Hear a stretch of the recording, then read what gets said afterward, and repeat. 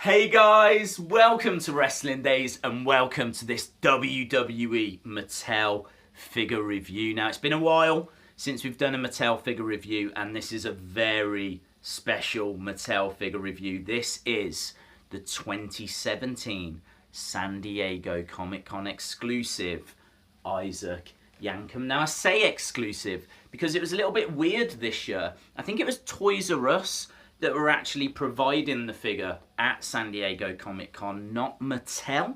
Normally it's through Mattel.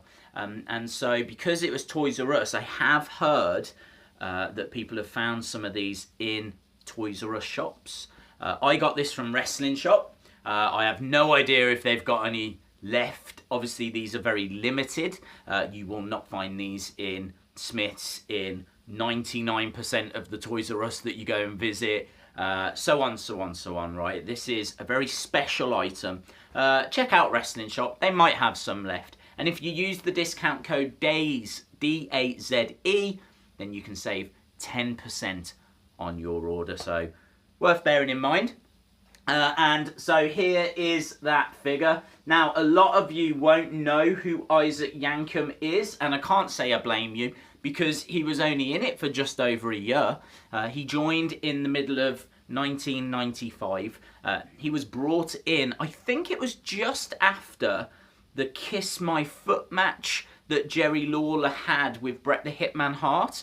You know, what happened during that match was that Bret Hart made Jerry the King Lawler not only kiss his own foot, but he rammed Jerry Lawler's own foot down his mouth as well. So the story was that following that, Jerry Lawler needed to have like dental work done, and of course that's where we get the evil dentist. This is obviously Glenn Jacobs, who went on to become Kane. This is how he joined WWE, WWF at the time. Apparently, this is a character that Vince had ideas for quite a long time, and so they went for it in 1995. I don't think Glenn Jacobs was happy at the thought of playing an evil dentist. Can't say I blame him. But he did it, and it was okay. It was a bit flat, it was a bit rubbish, but he had a SummerSlam match, actually, against Bret Hart. Bret Hart winning that by disqualification.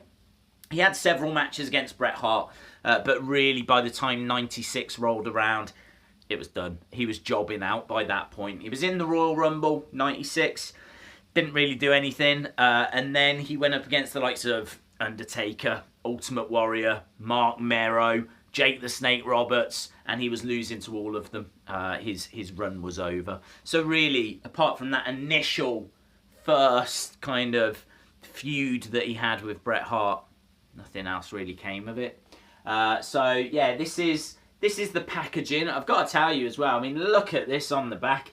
Absolutely awesome. It's got like a whole dental record, and it says name, size of him, where he's from. It's got a little bit of information about, I don't think that's real information about his teeth, but there's information there.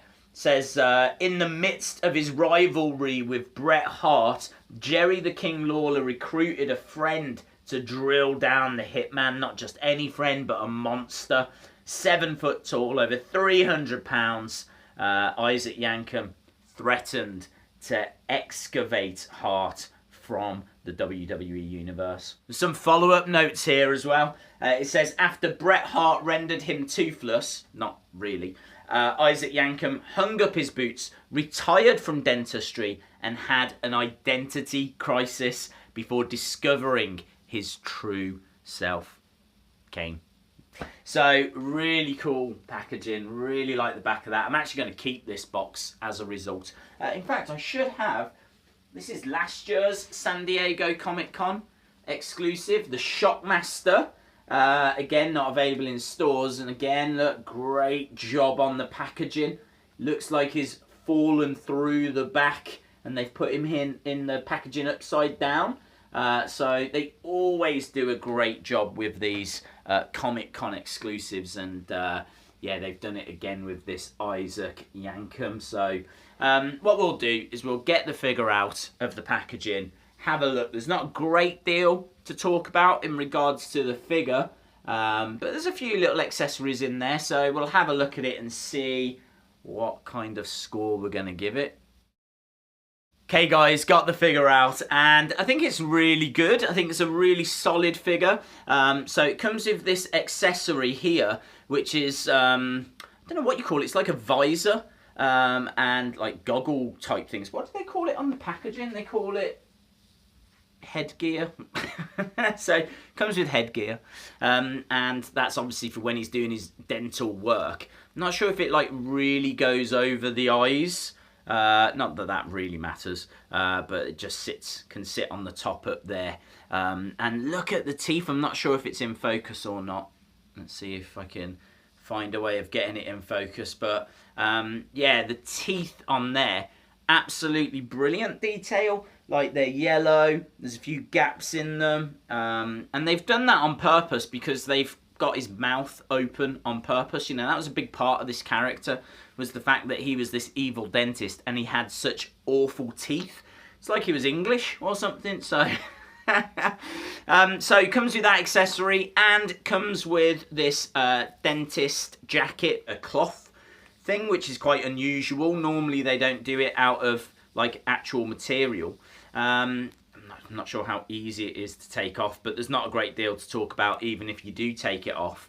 And then the figure itself underneath, very, very basic.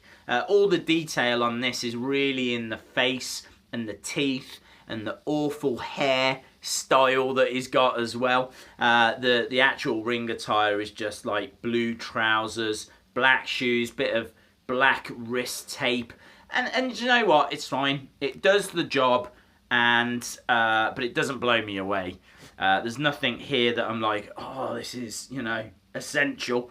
So I would say if you don't really know about Isaac Yankem, then this isn't one to worry about. Personally, I was really excited for this figure because I do remember Isaac Yankem, and I remember watching that match he had at SummerSlam in particular. And I like to see new characters be introduced into the Mattel line. So we don't need any more Isaac Yankem figures, and I doubt we'll ever get another Isaac Yankem figure. So that kind of makes this pretty cool. You know, you probably won't see that headgear on any other figure. So as a result of all of this, I'm really pleased that Mattel did make this. The figure's nothing exceptional. It didn't need to be. I'm going to give this a solid 8. I think I would be more critical if this was in shops and it was mass produced. But because this is very much for collectors, because this very much is a San Diego Comic-Con exclusive, then I can let things go, like the arms maybe being a little bit big, or the fact that it kind of lacks, you know, anything else in the way of accessories. I mean, really, outside of this headgear and this top, that's it. And I'm sure they could have come up with something else, a drill or something, you know. Awesome, guys, thanks a lot for watching. I hope you enjoyed the video. If you did, please give it a like, hit the subscribe if you haven't already, and hopefully see you again next time. Bye for now.